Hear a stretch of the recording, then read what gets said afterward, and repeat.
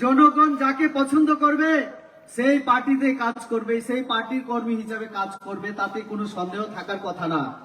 তাহলে জোর করে লাঠি দেখিয়ে এই অনুষ্ঠানে আসা যাবে না, এই কথা বলার কি মানে আছে?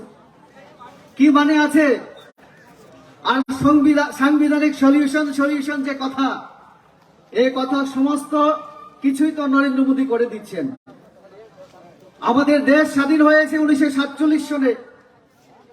15ই আগস্ট जों हिसाब खायके बुसुक बिसि लाखिया ও রাজ্য থেকে সিপিআইএম, কংগ্রেস আরো বিভিন্ন দলনি এমপি রক পার্লামেন্টে থাঙ্গে এবং অনেক সরকার जों नुखा কয়টা সমস্যানি সমাধান, সাংবিধানিক সমস্যানি সমাধান বড় খেলাইকা নরেন্দ্র মোদী যে দিন থেকে ক্ষমতা পাইকা প্রধানমন্ত্রী হিসাবে ওরা তিনি রাজ্য প্রেসিডেন্ট যিনি রাজীব ভট্টাচার্য মহোদয় তথ্য বিষয় রক্ষা তিনি শুধু জনজাতি কল্যাণ দপ্তরনি বাগৈ যে কয়েকটা সামুং ইয়াপ্রি রাং সবাই জাখা আবনি হিসাব একমাত্র 2-3টা উদাহরণ দিশাই রক্ষা আরো কোটি কোটি সামুং তাই অনেক সামুং খাইমানি হিসাব বনখা অমাহাই হিসাব जों যদি রিখা হিংকে অনেক জরা নাই আবনি বাগাং রিনা থিয়া आंबो 1-2টা উদাহরণ দিনাই ন্যাশনাল লেভেলও 2014 পর্যন্ত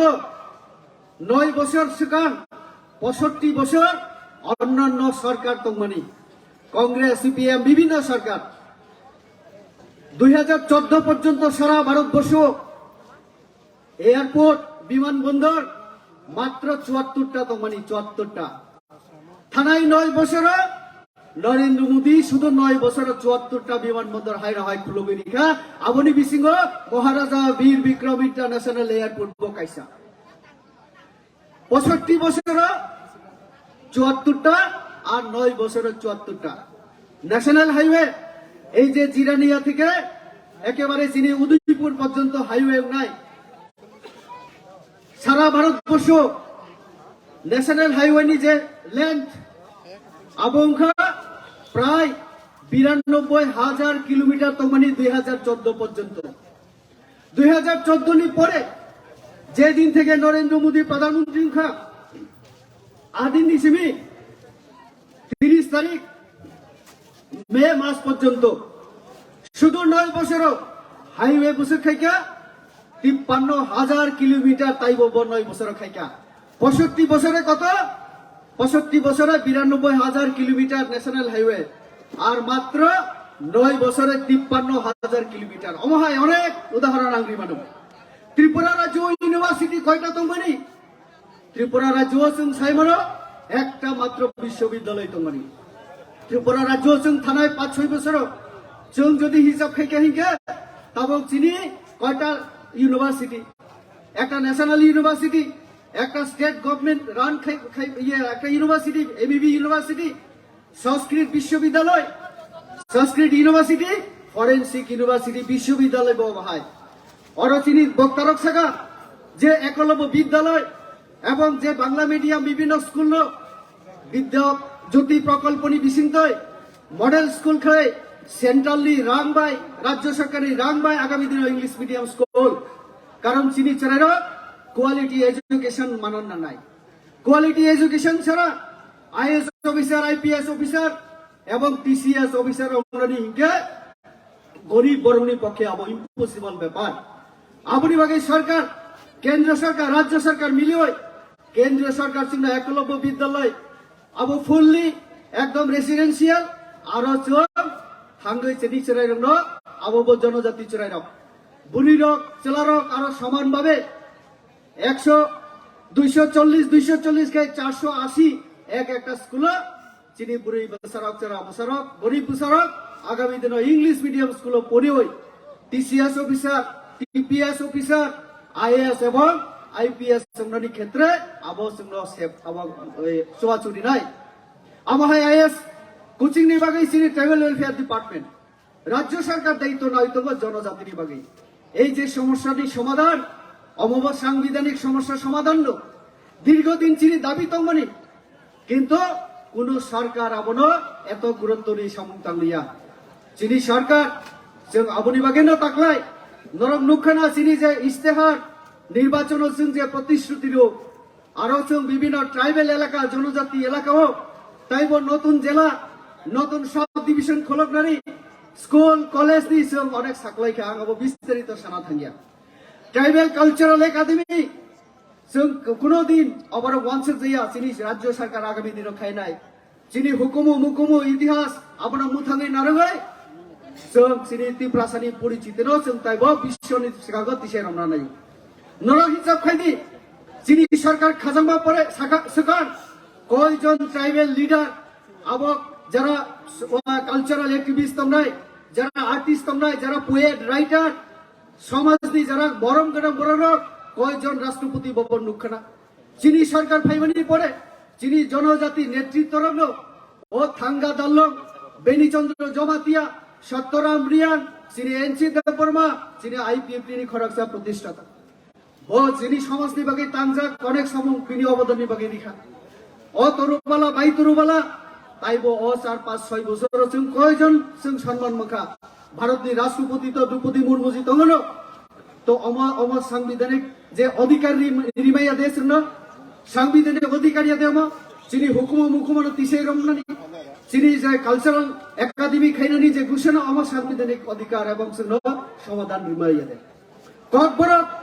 ককবর নতুয় রাজনীতি খাইনানি নাই তো তাকুর ককবর চিনি এক এমপি ও রাজপুরি বানিব এমপি উমজাক 3 বার কিন্তু দুঃখনী বিষয় বড় কক বড় সাইমালিয়া আং রেবতী ত্রিপুরা তিনি কক বড় আং বাসন দিয়ে মেয়ে হিকে আনু আং মাঝে মধ্যে যত বড় বুঝি দিন বাগে বাংলা বাই সাকাইকে সাও রেবতী ত্রিপুরা কক বড় মাইয়া দে আমন বাগে তিনি কিসা কক বড় মাই মাংনারুখ এবং একটু পরে কিসা বাংলা বইও সানাই কক বড় নি বাগে পার্লামেন্ট বুঝা হয় রেবতী ত্রিপুরা কক শাখা সিবিএসই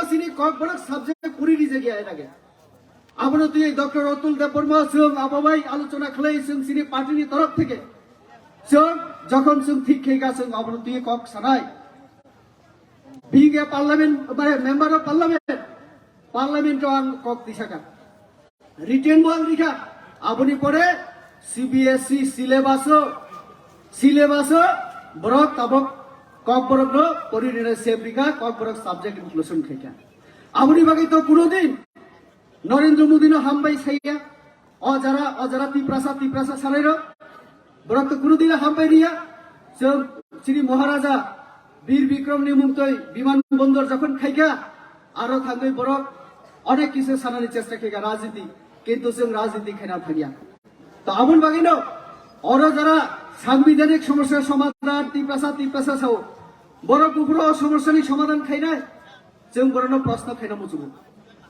এডিসি নির্বাচন নি সময় বরক শাখা 10 তারিখ রেজাল্ট হবে 11 তারিখ গ্রেটার ত্রিপুরাল্যান্ড হবে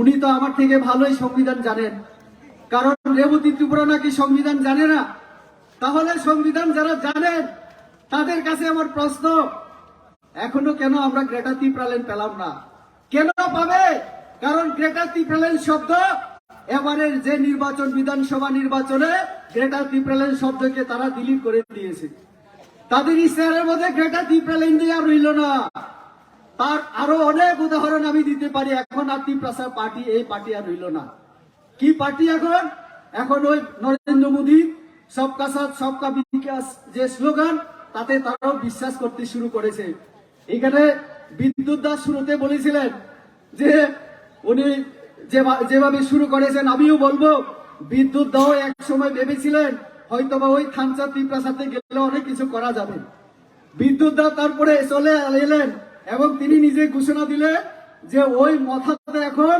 লোডশেডিং চলছে লোডশেডিং অন্ধকার কারেন্ট চলে এসেছে বিজেপিতে এখন বিজেপি আলোকিত আর সেখানে অন্ধকার তার জন্য বিকাশ দাও বলেছেন আমাদের নুয়াতিয়া বাবু বলেছেন আর 1-2 মাসের মধ্যে তাদের মাথা দাদা কিছু থাকবে না কেন থাকবে বলুন আগরতলা রামনগরের নিবাসী একজন শ্যামল বাবু ওই সুরমাতে গিয়ে দাঁড়িয়েছেন আগরতলা থেকে গিয়ে উনাকে নাকি 53 লক্ষ টাকা দিয়েছেন আমাদের এই প্রদ্যুৎ বাবু মেরি দেববর্মা উনি তো তিপ্রাজক আমাদের কম্পরকে তিপ্রাসা বুড়ি উনাকে নাকি 8 লক্ষ টাকা দিয়েছে। তো এখন তাদের মধ্যে বিভিন্ন ধরনের প্রশ্ন যে যদি দ্বীপরাসার জন্য কিছু করে আমাদের প্রদ্যুৎ বাবু, তাহলে মেরি দেববর্মা কেন 8 লক্ষ টাকা ইলেকশনের ফান্ড পায় আর ওই শ্যামল বাবু কেন 53 লক্ষ টাকা? এই প্রশ্নের উত্তরে প্রদ্যুৎ বাবুর কাছে নাই। তার জন্য আজকে আমার যে পূর্ববর্তী বক্তারা যে কথা বলেছেন একদম সত্যি। অন্ধকার চলছে তাদের এখানে রাজবাড়িতে, এখন লোডশেডিং। কিছুদিন আগে, আমি নাম বলবো না, আমি খোয়াই দলাই জেলায় গিয়েছিলাম। অসংখ্য যুবক, আমার বিকাশ দাও জানেন, খোয়াইয়ে প্রায় 250 পরিবার রেডি হয়ে আছে আমাদের দলে যোগদানের জন্য। আমার ধলাই জেলা, আমার উত্তর জেলা, সব জায়গায় কয়েকদিনে আমাদের পার্টির প্রোগ্রামে আমি গিয়েছিলাম। 8টা জেলাতে আমি গিয়েছি এই গত 1 তারিখ থেকে আজ পর্যন্ত। 8টা জেলায় আমি ঘুরেছি। সব জায়গায় আপনারা বিশ্বাস করবেন না, আমাদের দলে আসার জন্য তারা রেডি হয়ে আছে। যতই লাঠি পেটা করার চেষ্টা করো, হুমকি দেখ, আর আটকানো যাবে না। দিল দিয়া হে জান ভি দেঙ্গে, এমন অবস্থা হয়ে আছে তাদের দলের মধ্যে। এখন একজন নেতা সেদিন আমাকে বলছিলেন যে আমাকে একটু এমপি সাহেব তোমার গাড়িতে নিয়ে যাও আগরতলায়। এই মথার বড় নেতা, আমি নাম বলে একটু অসুবিধা হবে ওনার, আমাদের দলে আসুক তারপরে নাম বলবো। আমি পরে জিজ্ঞেস করলাম গাড়ি ভাড়া ওইখান থেকে আসতে আগরতলায় কত? 85 টাকা। আমি বললাম দাদা আপনার কাছে 85 টাকাও নেই? বললো 85 টাকাও আজকে নেই। আমি বললাম আমি নিয়ে যাবো আপনাকে। আমি আগরতলায় এনে ওই মথা নেতাকে ছেড়ে দিলাম। আপনারা চিন্তা করুন, সাধারণ গ্রামাঞ্চলে যারা কাজ করেন তাদের এইরকম অবস্থা। আর আমাদের এমডিসিরা, ইএমরা যারা ইএম হলেন, আমি গত 7 তারিখ করবুকে আমি গিয়েছিলাম। হঠাৎ করে দেখি একটা গাড়ি আমার গাড়িকে ক্রস করার জন্য একদম অনেকক্ষণ ধরে চেষ্টা চালাচ্ছিল। আমি তো বললাম যে উনি কে? একটা সামনে এসকর্ট গাড়ি। আমি বললাম দিয়ে দাও, এত যদি তারা থাকে যাক না। পরে দেখলাম বিশেষ দলি দিয়া। আমি বললাম আচ্ছা, তো গাড়িটা দেখলাম আমার থেকেও দামি গাড়ি উনি চলেন, আমরা বিজেপিরা নাকি দামি দামি গাড়ি চড়ি। পরে বুঝতে পারলাম যে এই গাড়িগুলি আসলে ওই সাধারণ মানুষের জন্য যে কল্যাণের টাকা, উন্নয়নের টাকা আমরা রাজ্য সরকার, কেন্দ্র সরকার থেকে দেই, তারা গাড়ি, লাক্সারি গাড়ি কিনে এইভাবে চড়ছেন। সেই দিন করবুকে অনেকেই যোগদান করেছেন, আপনারা দেখেছেন। আমি আমার ফেসবুকের মধ্যে, মিডিয়াতে, সোশ্যাল মিডিয়াতে করেছি। এরকম অবস্থা চলছে। তো কাজে যেখানে আমাদের নরেন্দ্র মোদীজি বিভিন্ন পুরো দেশের মধ্যে এবং বিশ্বের মধ্যে এই ভারতকে উজ্জ্বল করছে, আমাদের ত্রিপুরাকে উন্নয়নের পথে নিয়ে যাচ্ছেন হীরা দিয়ে বিভিন্ন প্রকল্পের মাধ্যমে, আর তারা সেখানে আমাদের দেওয়া টাকার অর্থ হিসাব তারা দেয় না। আমরা চার্জশিট দাখিল করেছি সব জোনাল এবং খুমুলুঙ্গে। আমরা বলেছিলাম একটা পেপার আমাদের সঙ্গে শেয়ার করো, যে টাকাগুলি আমরা দিয়েছি। আমাদের এখানে প্রাক্তন অর্থমন্ত্রী রয়েছেন, উনি ওনার ভাষণে বলবেন কত টাকা উনিও যখন ছিলেন 5 বছরে দিয়েছেন। উনি তো তথ্য সহকারে বিভিন্ন সময় দিয়েছিলেন। 1 টাকার হিসাব তারা দেয়নি। দুর্নীতি ছেয়ে গেছে এই খুমুলুং।